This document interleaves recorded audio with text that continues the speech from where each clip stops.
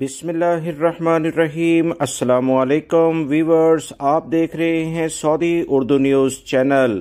Breaking news آئی ہے کہ خادمین حرمین شریفین شاہ سلمان بن عبدالعزیز کی جانب سے تازہ ترین حکم نامہ جاری کیا گیا ہے، جس میں خادمین حرمین شریفین شاہ سلمان بن عبدالعزیز نے سعودی ولی عہد شہزادہ محمد بن سلمان کے لیے ایک اہم فیصلہ کر لیا ہے۔ تازہ ترین اطلاعات سعودی عرب کے اہم ذرائع سے شیئر ہوئی ہیں کہ شہزادہ محمد بن سلمان کو منسٹر کونسل کا سربراہ یعنی کہ وزیر اعظم مقرر کر دیا گیا ہے۔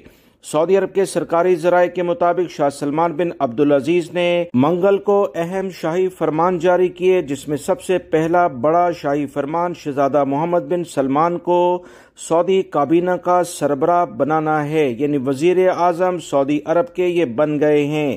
شاہی فرمان کے مطابق شہزادہ محمد بن سلمان بن عبدالعزیز ولی عہد اور منسٹر کونسل کے سربراہ ہوں گے۔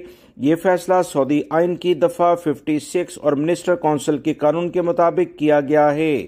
شاہ محمد بن سلمان کو ہم اس اہم عہدے کے لحاظ سے مبارکباد پیش کرتے ہیں۔ سعودی ولی عہد سعودی عرب کی ترقی میں جس لیول پر اہم رہنمائی کر رہے ہیں، یہ قابل ستائش ہے۔ ویڈیو لائک کر کے شیئر بھی کیجیے گا۔ السلام علیکم۔